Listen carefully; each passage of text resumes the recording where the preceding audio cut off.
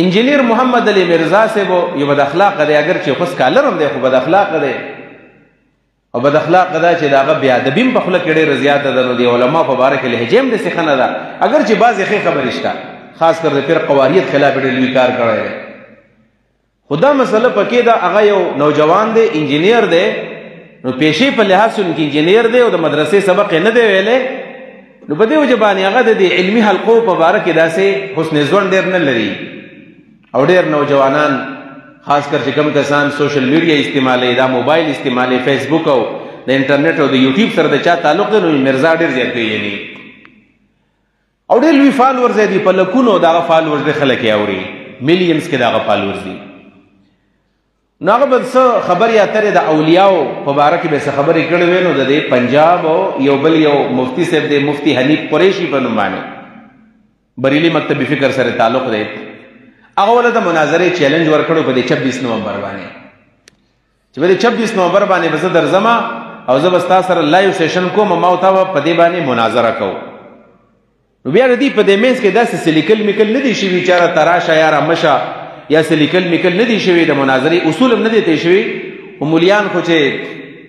وزګار شي نو هم د هغوی بل کار نه وي، په دې مناظرو کې شهرت هم خلکو ته میلاویږي، په دې کې پیسې مي، په دې کې سیکیورټي، په دې کې زنده‌باد مرده‌باد ناري، په دې کې اخوا دیخوا پکړ دکړ ډېر لوی نوم خلکو ته میلاویږي په دې کې.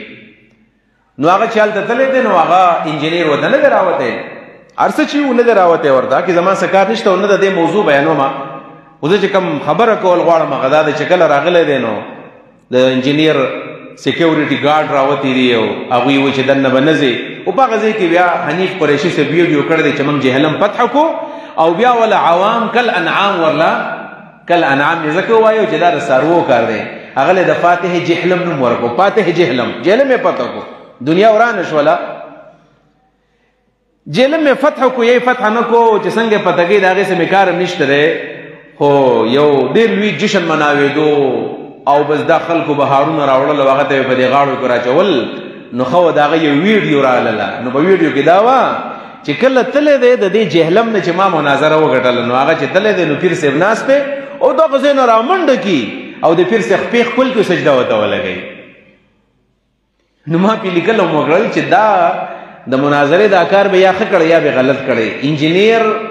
باندې خبره بیلل یا ښه یا بد وه، خو خطرناک کار خو دا دی چې د خپل پیر د خپو ښکلو نه ښکته په ځمکه باندې هغه کېناستو او سجدې ولګوله. زه چې کومه خبره کول غواړم دا د درد نه کوم هغه دا ده چې هغه بیا وضاحت وکړو چې نه ما خو سجده نه ده لګولې، ما خو د خپل پیر صاحب خپې خپل کړي دي، او د چا خپې خپل خو ګناه نه ده، د نبي علیه الصلاة والسلام خپې هم صحابو خپل کړي دي، بالکل حدیثو کې راغلی دي چې د نبي علیه السلام خپې مبارکې خپل شوي دي. دویم نمبر دا چې په صحابو کې په اهل بیتو کې هم داسې شوي دي چې صحابه کرامو د اهل بیتو د صحابه کرامو بعضې خپې خپل کړي دي، بالکل دا حدیث موجود دي، دې زرد نه کومه. خو د رسول الله صلی الله علیه وسلم خپې چې ښکلې شوي دي، نو خو ځان له مسله ده چې نبي علیه صلات وسلام زموږ د عامو انسانانو په شان کې نه دی، په دې خبر ځان پوهول غواړي. ګورئ پاتې شو چې د نورو چا خپې ښکلې شوي دي، نو هغه روایات ځان له په هغې باندې بحث پکار دی چې هغه د دې پایي دي که نه دي چې د هغې نه موږ استدلال وکړو. خو بله مسله پکې ده، ښکلول خو به ته سیټ ته کړو، لاس ښکلول هم راغلي دي، تندی ښکلول هم حدیثو کې ثابت دي، د خپو ښکلول هم راغلي دي، خو په کومه طریقه به سړی ښکلوي؟ په داسې طریقه باندې به د چا خپې ښکلې، اول خو دا چې ښه پاک انسان یي چې په خپله د بدعاتو بوجۍ وي، نو هغه ولې ښکلوي؟ خو لاس هم مه ښکلوه، تندی هم له مه ښکلوه. دا به لا څه پیر صاحب چې د هغه خپې ښکلې د بدعاتو بوجۍ ده او ته راځې د هغې خپې ښکلې. خو بالفرض که د یو ولي، د یو بزرګ، د یو استاذ، د یو شیخ د هغه خپې ستړی ښکلوي، نو څنګه به یې ښکلوي؟ داسې به یې ښکلوي چې سر پکې ټیټ نه شي، په دې طریقه باندې به یې ښکلوي. نو تاسو به وایئ چې څنګه به یې سړی ښکلوي؟ نو هغه داسې دی چې بالفرض په دې منبر باندې سړی ناست دی او داسې یو سړی راغی او هغه په ناستې باندې راغی، ګونډې ماتې کړي دي او راغی او د هغه داسې د خپلو خوله راورسوله چې سر پکې ټیټ نه شو، نو موږ ټیک دی بیا اجازت پکې شته، یو جایز کار دی، شرک به بیا نه وي. خو په دې طریقه باندې څوک د چا خپې ښکلي کړي چې هغه ورته سر راټیټ کړي، نو دا شرک دی، دا حرام دی او دا سړی مشرک دی عملي. او نن ټول سوشل میډیا ډکه ده چې پلانې مفتي صاحب زنده‌باد، ځکه چې هغه یو انجینیر مقابله دلوي، خو د انجینیر او د مفتي مقابله چېرته کېږي؟ دا هم لاسه خبره ده، یو سړی انجینیر دی بل مفتي دی، بار تقدیر خو دا غوی ځان له یو پند او یو ځان له یو سیستم دی باغې خبر نه کوم خو د علماو دا کارونه د نوی نسل ته منتقل کیږي او بیا ول خلک دلایل و چاره د استاد په خو څه ګناه خو نه دو بیا خو ولې دی دا د کم ځای نه زوی مچ دا حرام دي دا د احادیث نه یو حدیث دی سیدنا معاذ بن جبل رضی الله تعالی یمن هیری د تلویری تا